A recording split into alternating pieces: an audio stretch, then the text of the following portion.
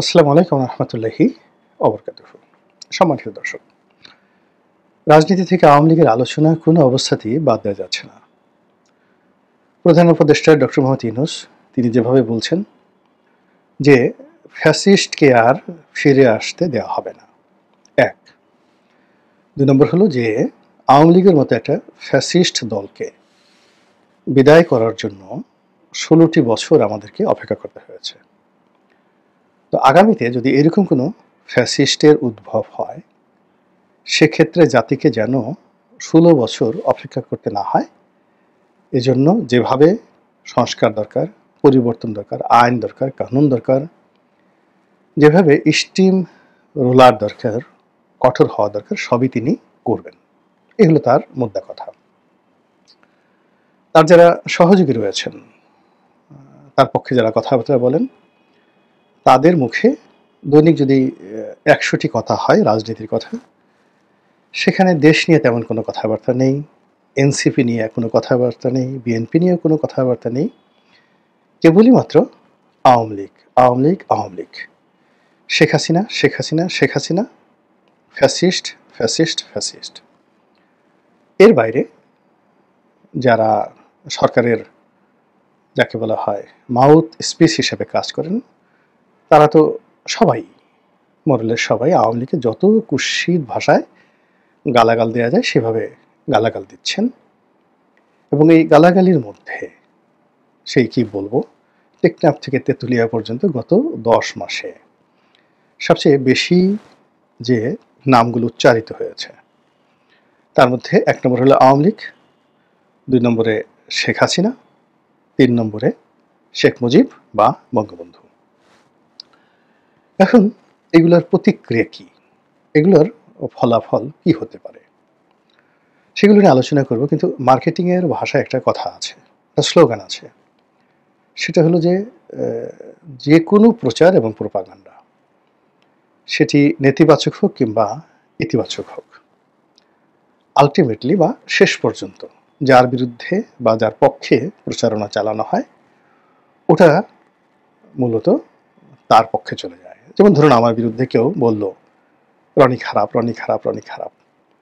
একটা সময় মানুষ আগ্রহ হবে যে দেখি লোকটাকে নিয়ে এত খারাপ কি বলছে, একটু খোঁজ খবর নেই।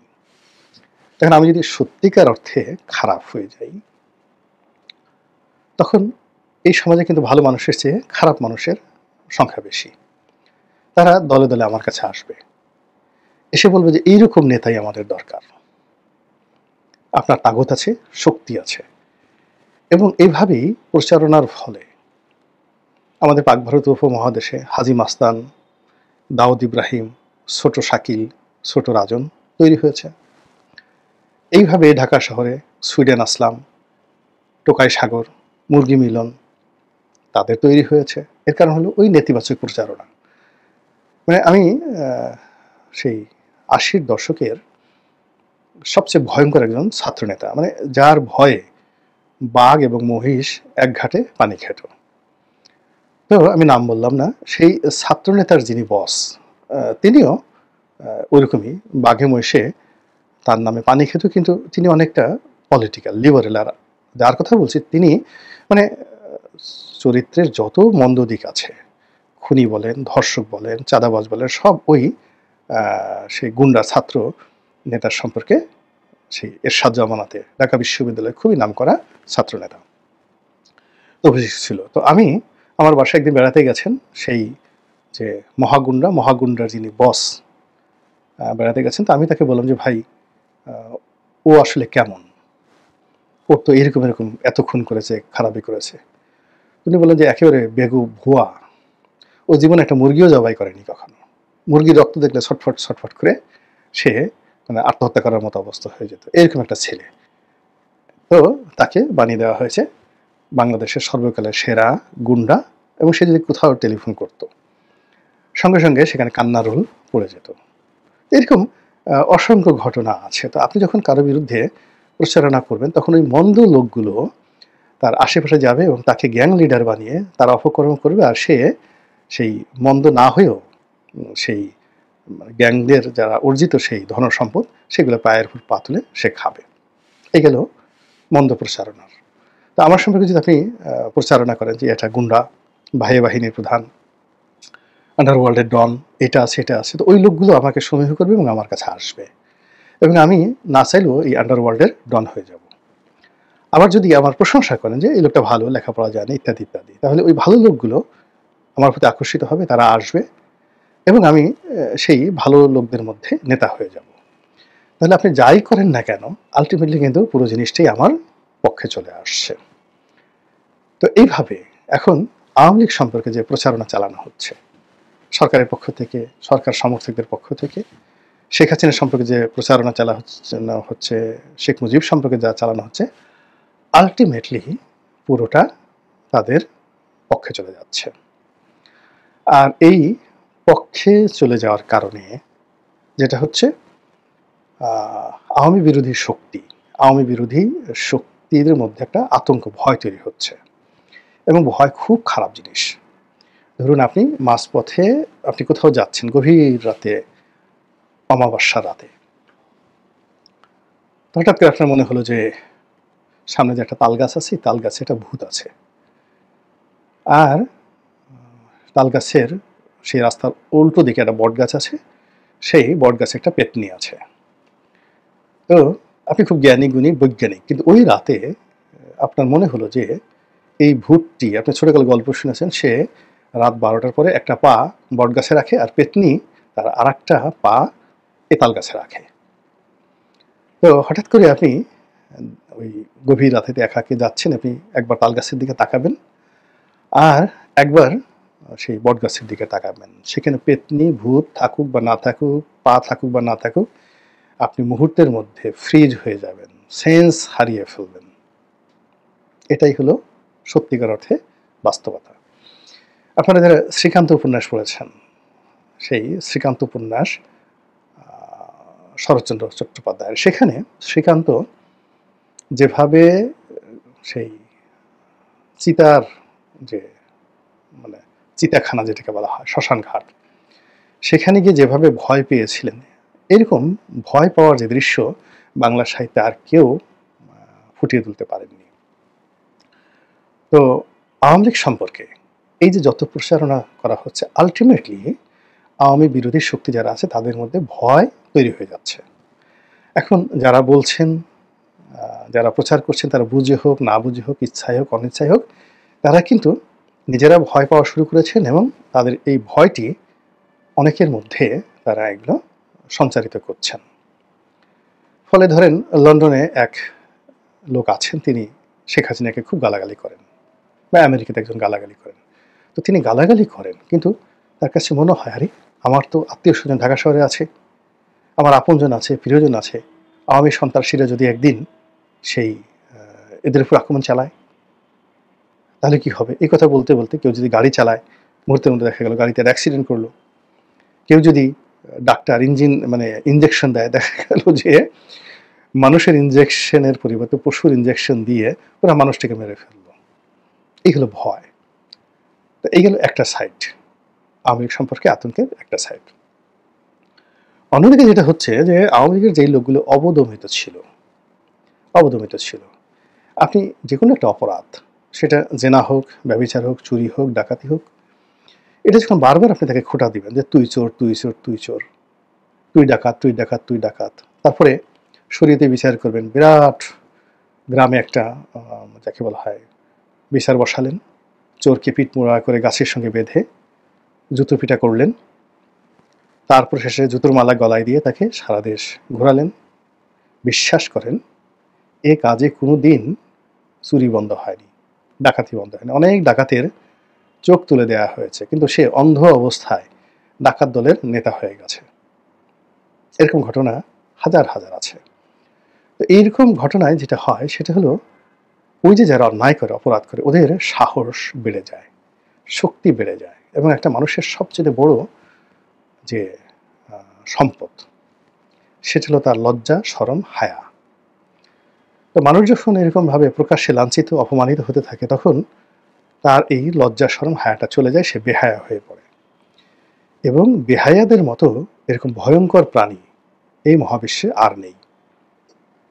সাপ বলেন, শকুন বলেন, ঈগল বলেন, মানে প্রকৃতির যত হিংস্র প্রাণী আছে তাদের মধ্যে বেহায়া যদি হয়, সেটা পশু হোক, পাখি হোক বা মানুষ হোক, যার লজ্জা শরমটা চলে গেছে, তাহার মতো ভয়ঙ্কর প্রাণী আর হতে পারে না।